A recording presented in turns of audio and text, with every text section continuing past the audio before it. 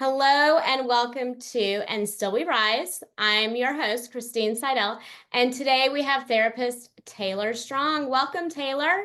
Hello, thank you for having me. Yes, thank you for joining us. I would love to read a bio about Taylor and just kind of introduce you a little bit to who she is and the work that she does before we get into our topic, if that's okay. All right, it is through her own transformative life experiences that Taylor made the decision to obtain her master's in social work. After graduating from the University of Southern California, she cultivated her passion for therapy through education and application of all that she learned. The challenges she has experienced has given her a deep sense of empathy and a strong desire to help others navigate their own struggles. She's particularly drawn to working with adult women as she understands firsthand how complex and multifaceted life can be, balancing careers, relationships, personal growth, and everything in between.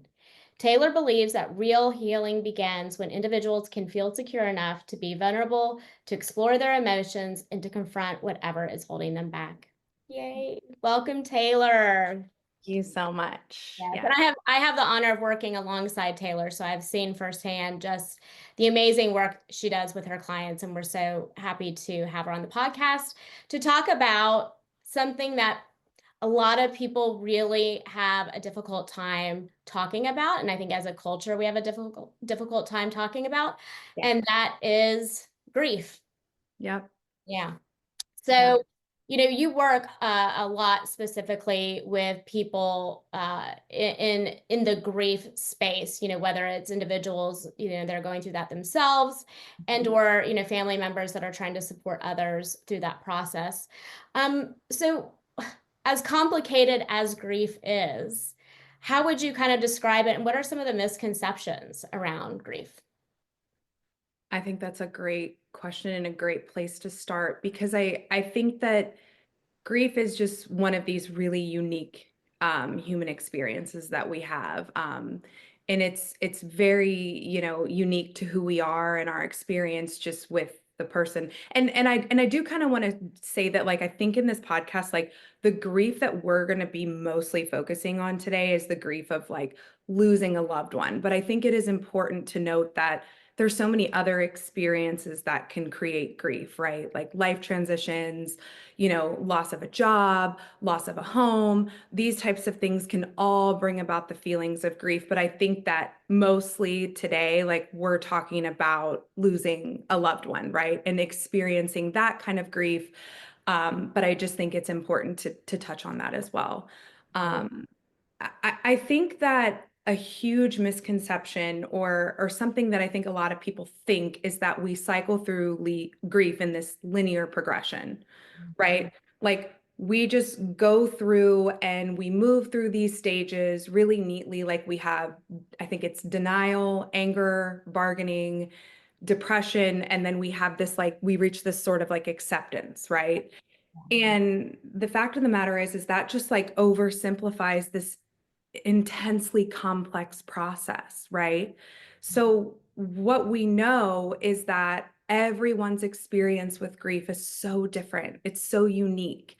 It's unique to the person, it's unique to the relationship that they have with the deceased.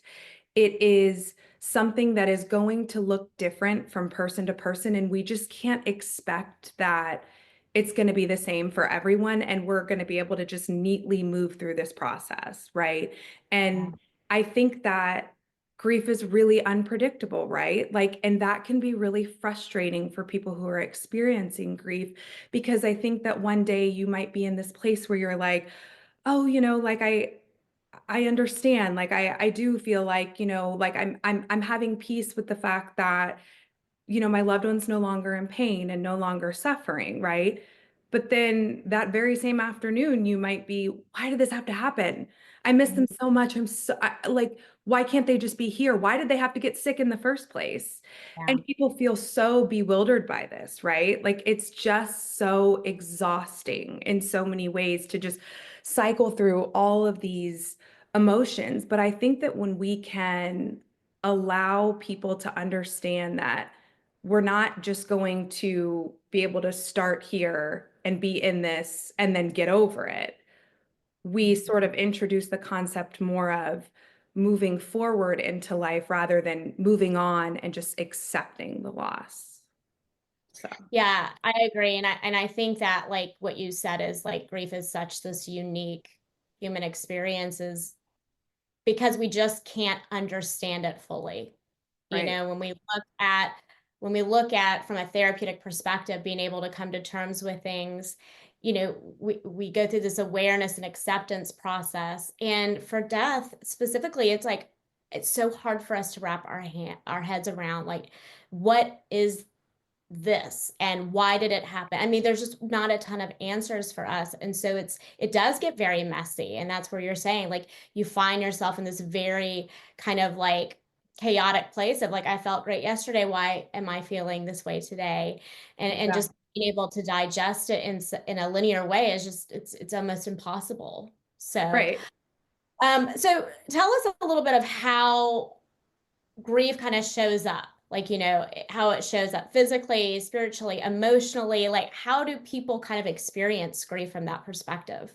So I think that I also love this question too, because I think that what we're talking about too with like the physical manifestation of grief and otherwise known as somatic grief is so important to talk about because I think that a lot of times people experience that and they think like there's something really wrong with me, right? But like it is very common to have loss of appetite, sleep disturbances, these kinds of things that happen when we're experiencing like really intense grief, like that will show up for us. We have to be really mindful just of, you know, leaning into sort of it's, I guess more so tapping into our resources when things like that are happening because those kinds of things can really get away on you, right? Like, and it can be really exhausting because you have to think like some people, for them, it's like they just want to sleep all the time. They're feeling, and it's like that with depression too. Like it's either the sleep comes very easily and you have a lot of it, or you know you're not able to sleep at all and you're up thinking and your mind is going. And we know how important sleep is for mental health when you are in the best way. But you add on that component of grief, and it can be really, really difficult when you have these physical symptoms as well and this somatic feelings and or somatic grief that you're feeling. Um, yeah, I definitely think that that is a conversation that is really important to have too with someone who's grieving is how are you feeling physically, right? It's Right. not the mental energy that's being expended all the time. Yeah, and I think what's interesting is like just like grief itself, even the physical manifestation of that can be just varied and across the spectrum based upon the person. I've had people come in, you know, relatively soon after a loss, and they're like, I literally am just numb. Yeah. Like I can't access really anything. I can't access any feelings. And I'm like, yeah, your nervous system is pretty taxed right now. Like it's kind of protecting you Mhm. to kind of slowly digest Yeah. the trauma in the way that the nervous system has the availability to do. And so, you know, a lot Right. of times people will be like, I feel like I should be like, you know, not getting out of bed, or I feel like I should, you know, be anxious all the time, but I actually Yeah. can't access anything, you Yeah. know?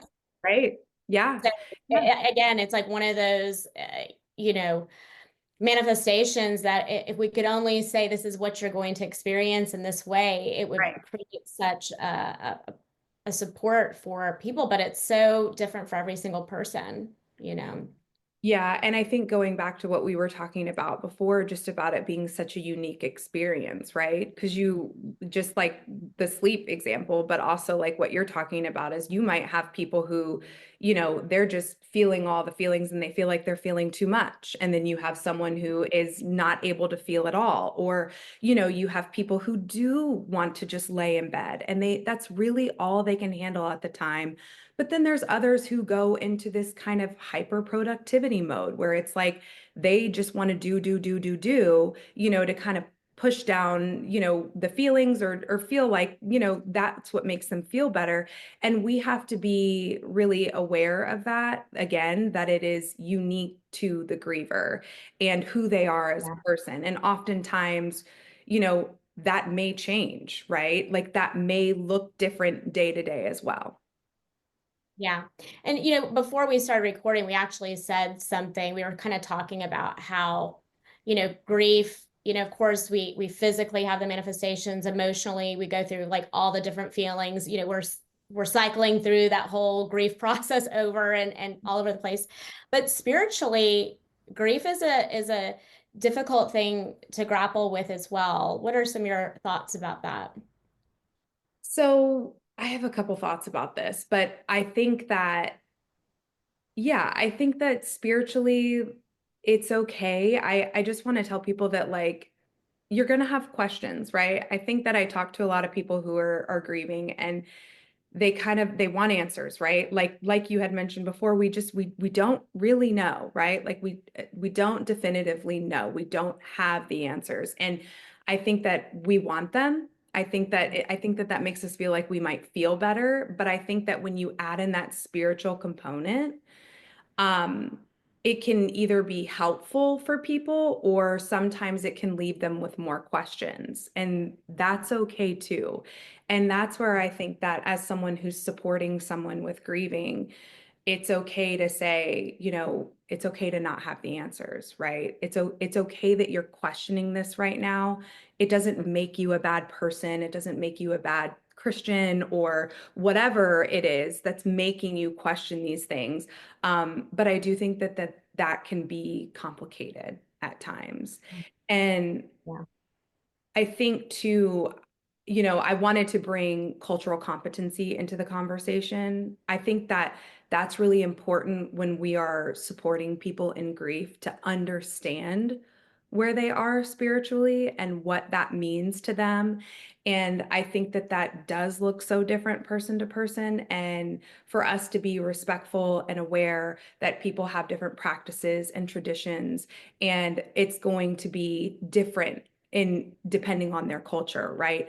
And the thing is if that's not something that we understand, it's something that we should ask and we should be respectful to the griever that if they're not in a place to kind of give us that explanation because they may not be, that may not be something that they have the capacity for, we ask someone who is a loved one to them who maybe would be able to give us that information. And we come in this open way of supporting them and meeting them where they are as who they are and what their culture is. And I think that that is so important. And I know we're going to get into later just like well-meaning, Yeah. things we Yeah, say. that's actually Okay. that's actually where my mind was already like Yeah. remembering some situations. And Yeah. I think this is such a dynamic concept to think about. Like when you're looking at this relationally, you have the person grieving and then you have these loved ones of that person who genuinely are well-meaning, but Yes. as a culture we are highly Mm, uncomfortable with death and loss and people being in a grieving state. Like we're very uncomfortable on how to attune and attend. And mhm, I think sometimes that spirituality component can be a little bit of that harm that can be done yeah. too, right? It become If tricky. Hmm. if we're coming in to bring the spirituality because we're uncomfortable with their discomfort, Right. it can get a little messy. So what are some things that people do, well-meaning people, right? Because they're there in that Yeah. space, but they're probably highly uncomfortable. What are some of the things that they may be doing in a very well-meaning way, but can actually be really not helpful to Yeah. somebody who's grieving? Yeah, I think too, to touch on something you just said too, along those lines, like that is us making an assumption too that someone holds the same belief that we have, right? And I think we have to be really, really careful not to do that, especially in these situations when we are trying to attune and attend to someone in their grief and in their experience, right? So I think that, you know, I think that people will say things like, they're in a better place now, right? Yeah. And the unfortunate thing is they are well-meaning. They are trying to alleviate the pain of the griever. They are trying to connect with the griever and they are trying to fix their pain, right? And this is an unfixable situation. This isn't something that, and I one of my clients made a comment just unless somebody had a time machine, right? And I'm like, right, absolutely. Like, unless someone had a time machine, like, we can't change this. But again, operating on that assumption that they hold the same belief as you, but then take it a step further. I think that when we make a comment like that, we are diminishing the pain a bit in a way of making the griever feel disconnected from their grief because they will start to question themselves like, well, why can't I just accept that they're in a better place? Why do I have to feel so sad right now?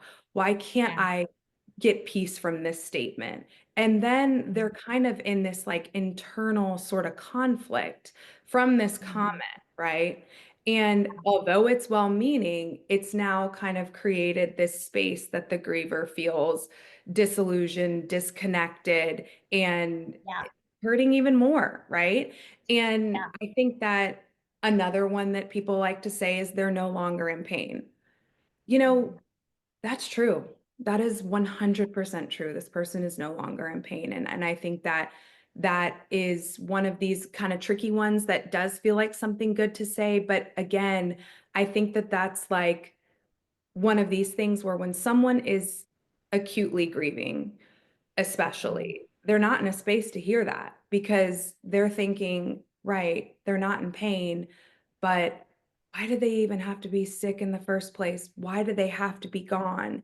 It doesn't make me feel better that they're not, nothing makes me feel better that they're not here because that's all I Yeah. really want, right? Is I just want that their physical presence. That's what I yearn for. That's what Mhm. I'm experiencing right now. And so I was also thinking just like on what is and isn't helpful to say, right? Yeah. And I think Yeah. that some people have the argument that saying I'm sorry is not the right thing to say. I personally feel that I'm sorry is an okay thing to say. You are sorry. You are sorry Mhm. that this person lost their loved one. But I think kind of partnering it with something such as, I'm sorry. I see that this is so painful for you, and I'm Mhm. here. I'm here for Yeah. you, right? That's the key. That's the key right there. I think you just hit the nail on the head is everything else that you kind of use as examples was almost a way to escape Hmm. actually connecting with the person that's grieving. It's almost like, hey, I want to to be here for you, but I really want you to move to a place of I want you acceptance. to move through this so I'm not so uncomfortable with this Yeah. anymore. Yeah. And what you're saying on the other side of like, I'm sorry, I can see how painful this is for you, is Yeah. somebody actually connecting to the griever to Yes. witness that. Yeah. Instead of the griever feeling somewhat isolated and disconnected in their pain and with the shame of like, well, should I be feeling like this? Am I like a bummer? Am I bringing down the vibe? Like, are people Yeah. gonna not want to hang out with me? And when somebody is experiencing something, really what we all genuinely need is to be witnessed in that, you Yeah. know? Be And so seen. Right. well-meaning people want to be in a space with you, but Mhm. goodness, to see that pain and to witness that pain, that can be really uncomfortable for people. So something just as simple but genuine as I'm sorry, I can see you Mhm. is so powerful, I think, for people when they're in that place. Yes, Mhm. absolutely. Yeah. What are your thoughts about timelines? Because, people, I think, are fine understanding that grief can be a very intense experience, but not everybody has the same comfort with the timelines that people may be in Right. their own grief, and then timelines around people being there to help attune and attend to them in that grief. No, I think that's interesting because I think that people do put parameters on like the timelines of how long people are allowed to grieve or, how long they're allowed to do this or that after the loss of a loved one, right? Like I can't believe she's already doing that, like, he's only been, I can't believe she's dating again. He's only been gone for a year, right? So People, yeah, either people, side of that. Yeah. right, right.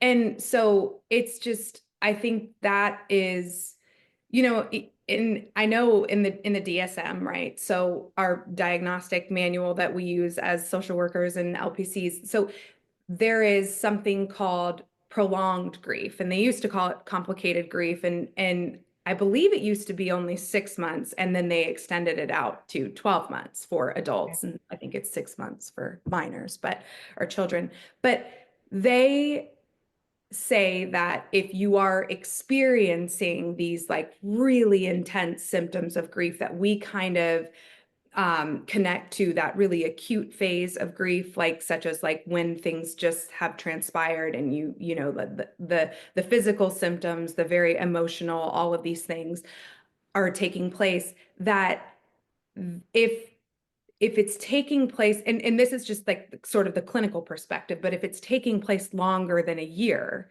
and those kinds of things are transpiring longer than a year, then there's an issue that potentially would need clinical intervention, right? But I think that what you're more so asking is sort of the people around people who are grieving and like sort of their perspective of timelines and what's accepted and what's not. Mhm. Again, it's really going to depend on the person, right? And I've talked about this with my clients too, just like the way grief can look so different. I think in our life, like we have expectations, right? Of like we understand like what's normal and what's not, in a sense of like we have our parents and we have our grandparents and we have our siblings, maybe or not, and then there's us, right? We know our parents are roughly however much older than we are. We know our grandparents are however much older than we are, right? So it is likely in our timeline of life that there will be a time in our life that we will live without our grandparents. And that is just something that our brain understands. That's something we inherently understand from, basically once we kind of understand the concept of death and the finality of death and all of these things. But I think that when we are in a situation where there is a traumatic or unexpected death that takes place out of the natural progression of life and what that timeline looks like, Mhm. that may take a lot longer for someone to cycle through grief, and there may be more resurfacing that takes place in a in versus a situation of if you have someone who's lived a very long life and has passed away peacefully, that looks really differently, right? And Yeah. then you also add on people who have multiple losses, right? So we know that compounded grief is a thing. So you experience one loss and you experience another, and it can bring up feelings of the previous grief and exacerbate those symptoms, right? So, Yeah. I do think that a lot of these questions do kind of circle back to this answer of it is so unique to that person and their experience, and we have to be compassionate towards that they will go through their grief in the way that is unique to them, and there really is no timeline for that. And take the clinical stuff out, that is just the Yeah. case. So And I think you made a good point, like also how that grief transpired, and what support system does someone really have in order exactly. to process through grief. I when I was in high school, I lost my little sister in a car accident, very tragic, very sudden. We were only 2 years apart. And, I didn't realize it till years later after I had, gone into therapy. But at that time, I couldn't process my grief. My family was grieving, my parents were grieving. There Yeah. wasn't really availability for me to actually grieve, because there was no support system. And when I would be with my friends, of course, like the initial few weeks after the accident, they Sure. were all there. They were grieving too. But I remember like coming, talking to this my poor little boyfriend, after about 3 months, and I was still kind of trying to process it. And he was like, "Don't you think Right. it's time to move on?" And Mm. I remember being so shocked by that because I didn't even feel like I had begun Mhm. grieving. And Mhm. I think that that's also something we can note, that grief can also be suppressed and repressed if it's not safe to process your grief. If you really don't have the support system, the resources, the Right. capacity. And I think about a lot of, children I've worked with, or adults who have had losses in childhood and very complicated after effects. Sometimes they come to therapy and have not even begun to process Mhm. grief, and so I Yeah. think that is something to acknowledge, is like not everybody has the support system and resources to do that work. Yeah. Well-meaning people or not, maybe they're not even there, Right. whether And physically or emotionally. right, exactly. They may have people who are there physically to support them and do, but they are not emotionally available to support that person in a way that they need at that time. And that is huge, right? Because I think too that kind of creates this cycle of feeling uncomfortable in your grief and sort of trying to mask it. And Yeah. as we know, it doesn't just go away, right? It goes somewhere unless we kind of process through it. And even if we do, it continues to come up. But when we repress it and we're just not allowed that space, it Mhm. can be really damaging. Yeah, it definitely can. And so I think that that really resonates about how important it is to have community or a support person or Yeah. whatnot. So what suggestions or what recommendation would you make, to our listeners, to our viewers, whether they are somebody who's going through the grieving process themselves, or somebody who is witnessing somebody going through the grieving process and just genuinely wants to show up in a way to support them, whether through their words or support in other ways? What would you recommend would be the first steps to begin processing and digesting something so complex, but in a healthy way? Right. So I think that like listening to this and sort of like getting this perspective is helpful, right? And I was able to write a blog that we published on our website at Rise. And that blog is specifically focused on holding space and not jumping to fix the grief of Mhm. the griever, right? Like viewing it from this lens of that I understand that this person that I am in connection with and in relationship with is experiencing something that is very complex and very Mhm. deep. And if I can just be here for them and hold space for them and witness them and honor that pain that they're experiencing, that is a gift in and of itself, which Mhm. is, per our conversation before, very hard to do, right? And you are Yeah. allowed to feel that in your body and say, this feels really uncomfortable to me. My natural inclination is to fix, right? Like that's why when somebody passes away, you automatically have 3 or 4 lasagnas sitting on your counter because I'm healing you through my lasagna. I I don't know what to do, so I'm going to Yeah, make food, yeah. right?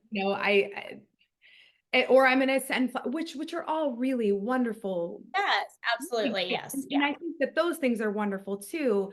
But if this is someone that you are in connection with who is like really looking at you to be this supportive person, I think that letting yourself and allowing yourself to be that person who just holds space for them without trying to fix, that Mhm. is what is so needed for the person who is grieving. And all of those other things, like like honoring the loved one and like maybe creating rituals and things like that, those things can Yeah, come, right? But like they may not, just understanding and appreciating that they may not be in the space that they are there yet, where they yeah, can sort of wrap their mind around those things that may not feel good to them.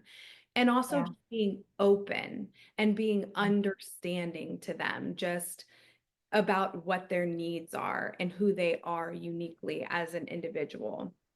I Yeah. think that I think that caring for someone who's grieving is really difficult, right? I Mhm. think that that's you pouring into someone who really likely does not have the capacity to give anything back. So It's that sacrificial, like caring for somebody when they can't care for themselves almost, you know? Yeah. exactly. And I do too, I like to think too, just like I thought of this example before, just like when, so like with little kids, like when they're little, if they go outside and they like skin their knee, right? It's like our natural inclination just to like scoop them up, right? And just say, oh, how are you okay? And let's take Mhm. you inside, let's fix it. Right. So let's clean off the wound, let's like put some ointment on it and a band-aid. Whether or not Mhm. that's supposed to do anymore, I don't know. But, you know, just fix it for them. And I think that's what we want to be able to do with grief, right? And like we want that so badly, Yeah. but to know that that just isn't how this type of situation is fixed. You know what I mean? Like it's not just fixable just like that, right? It's not just like it is a wound, but it's not a wound that we can tangibly fix right away. Yeah. And when we are caring for someone who is grieving, we have to be, aware of how we are taking care of ourselves, right? And we talked about this before we started, and really encouraging someone to, get the help that they need, right? Because for some people they may not be comfortable, going to therapy or talking to someone, and being someone who feels safe for them to talk to that about what it is that they might be fearful of, or what their concerns are, or what that might look like, and sort of working Mhm. that out with them, like if there's any barriers to care there. And I think that, taking a temp check for yourself on your own resources, because we talked too about compassion fatigue. And essentially, what that is like you get to the point where you lack empathy, right? Because you are Yeah. just pouring, pouring, pouring from an empty cup, and you are no Mhm. longer having the capacity to, just continue to give. So I think before it gets to that point, because it can, and I Yeah. think Yeah. being in mental health, we understand that as well, that you are making sure your resources are online, right? Like you are getting the support that you need. You are sleeping well. You are eating well, and you are nourishing your body and giving yourself what you need in order to be the support to that person. Yeah, and I think that's the other side of the spectrum of well-meaning people may, on one side they might be somewhat dismissive because they're uncomfortable with it, and on the other side of it they might be a little too over functioning and Mm, to the point of their own, burnout or their own fatigue because, you know, they're almost not creating space for the person grieving to go seek that support in the places and spaces that can be a container for them. And I know we mhm. talked about like peer community and really going to a deeply rooted, um, grief focused therapist that, those are places that can really be the container for somebody to process through this. Yeah, and to feel safe, right? And we talked about that shared experience, and how important that can be. And I know in my own experience of grief, it wasn't until I met other people who had experienced what I experienced. And I'll never forget the first time I sat down in this group, I was like, wow, I feel seen and understood in a way that I have been not even knowing that I wanted until I Mhm. got here. And I just it's there really is something to being like, yeah, I get it. I get it. I see you, and I get how painful that is. And although our experiences are not exactly the same, we are able to connect and understand each other in a way that others might not be able to. And as human beings, we seek that kind of connection and commonality anyway, right?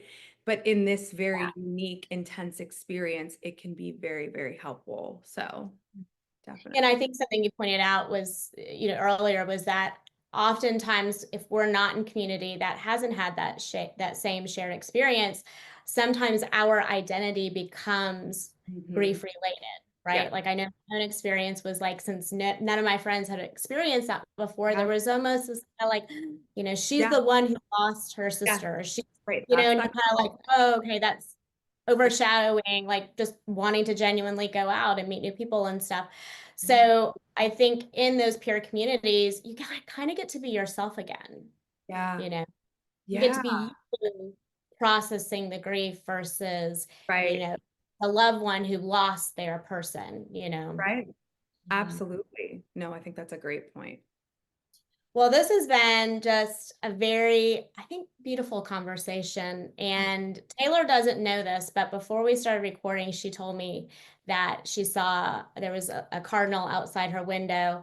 Good. And we, those of you that don't know, cardinals are kind of a symbol of our loved ones coming to kind of comfort us and let us know that the veil between the here and there is really not that thick. And interestingly enough, while we were recording, I have a window right over here to my left, and a cardinal fluttered up to the window twice. So very interesting little play out in Oh, our conversation. So, that's amazing. so we really appreciate everybody listening, everybody watching, and those that are here and those that are not. Yes, So. absolutely.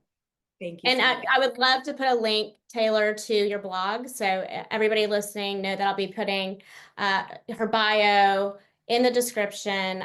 There will also be kind of like a timeline of everything that was talked about in this. Any socials that Taylor wants to share, where you can find her if you're looking to work with a therapist around this topic or any of the other topics that Taylor really is just extremely proficient in.